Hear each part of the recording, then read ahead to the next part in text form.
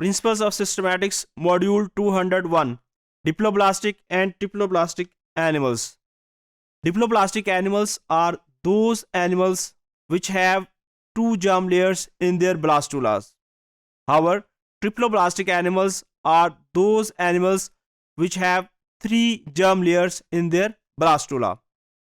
Diploblastic animal दरअसल ऐसे animals हैं जिनके अंदर टू प्राइमरी जर्म लेयर्स होती हैं. पहली जो जर्म लेयर है उसको एक्टोडर्म और दूसरी जो जर्म लेयर है उसको एंडोडर्म कहते हैं. इनके अंदर मिडल लेयर जो कि मीजोडर्म है वो एब्सेंट होती है. अगर इस स्लाइड के अंदर हम देखें तो जो डिप्लोब्लास्टिक एनिमल्स हैं इनके अंदर एक्टोडर्म मौजूद है और एंडोडर्म मौजूद है. एक्टोडर्म और एंडोडर्म के दरमियान में एक और लेयर है जो कि ट्रिप्लोब्लास्टिक एनिमल्स के अंदर मीजोडर्म कहलाती है, जबकि जो डिप्लोब्लास्टिक एनिमल्स हैं डिप्लोब्लास्टिक एनिमल्स के अंदर ये लेयर एब्सेंट होती है. अब ये देखने में आया है कि कुछ डिप्लोब्लास्टिक एनिमल्स ऐसे हैं जिनके अंदर जो मिडल लेयर है उसके अंदर लिविंग सेल्स मौजूद होते हैं, लेकिन इसको ट्रिप्लोब्लास्टिक एनिमल हम इस वजह से नहीं कहते क्योंकि ये जो मिडल लेयर है इसके अंदर ऑल्दो के लिविंग सेल्स तो मौजूद होते हैं, लेकिन या तो ये एक्टोडर्म से मूव करके आए होते हैं या फिर एंडोडर्म से मूव करके आए होते हैं. ये ट्रू लेयर नहीं कहलाती. इस वजह से थर्ड लेयर होने के बावजूद ये एनिमल डिप्लोब्लास्टिक एनिमल्स ही कहलाते हैं. उसके बाद जो एक्टोडर्म है, एक्टोडर्म बेसिकली जो स्किन है या एपिडर्मिस है वो बनाती है, जबकि जो एंडोडर्म है ये गट और उससे जो एसोसिएटेड स्ट्रक्चर्स हैं वो इससे बनते हैं. अब अगर हम एनिमल फाइलम निडेरिया और टीनोफोर्स की बात करें तो ये डिप्लोब्लास्टिक एनिमल्स हैं. अब जो निडेरियंस हैं इसके अंदर जेलीफिश, कोरल्स, सी पेंस, सी एनिमून्स शामिल हैं, जबकि जो टीनोफोर एनिमल्स हैं टीनोफोर्स के अंदर कॉम जेलीज शामिल हैं.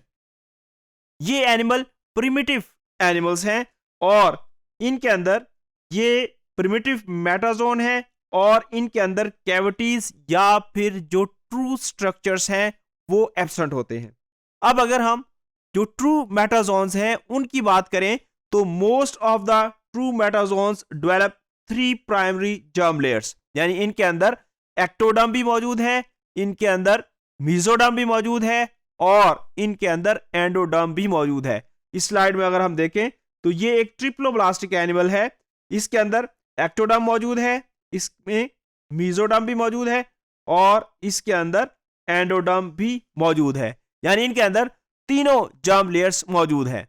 अब ये जो थ्री जर्म लेयर्स हैं इनसे कौन से बॉडी स्ट्रक्चर्स बनते हैं?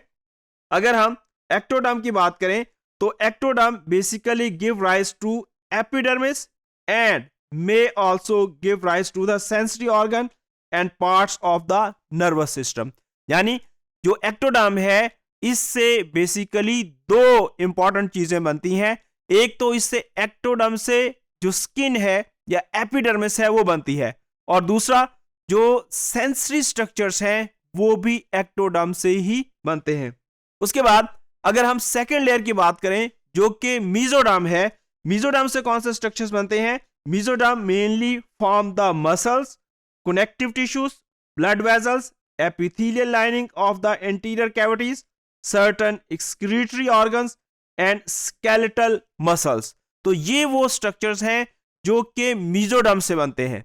अब अगर हम एंडोडर्म की बात करें तो एंडोडर्म सबसे इनर लेयर है. इससे कौन से स्ट्रक्चर्स बनते हैं? Endoderm give rise to the parts of gastrointestinal tract, respiratory tract, part of the endocrine gland, organs and auditory system. तो ये तमाम जो स्ट्रक्चर्स हैं वो एंडोडर्म से बनते हैं.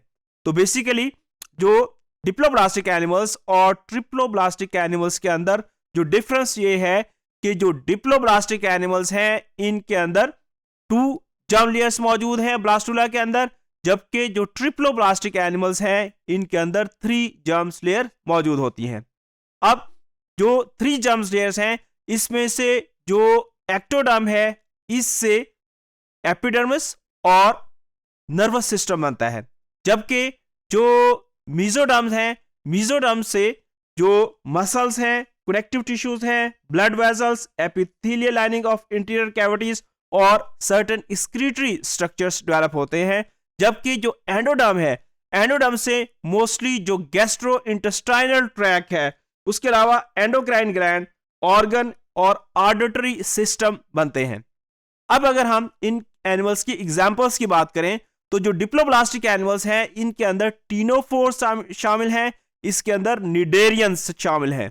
जबकि हम ट्रिप्लोब्लास्टिक एनिमल्स की बात करें तो जो ट्रिप्लोब्लास्टिक एनिमल्स हैं इनके अंदर एडवांस एनिमल्स, इसके अंदर मोलस्क शामिल हैं, इसके अंदर वर्टिब्रेट शामिल हैं, इनके अंदर आर्थ्रोपोड शामिल हैं और इकाइनोडर्मेटा जो हैं ये भी ट्रिप्लोब्लास्टिक एनिमल्स हैं।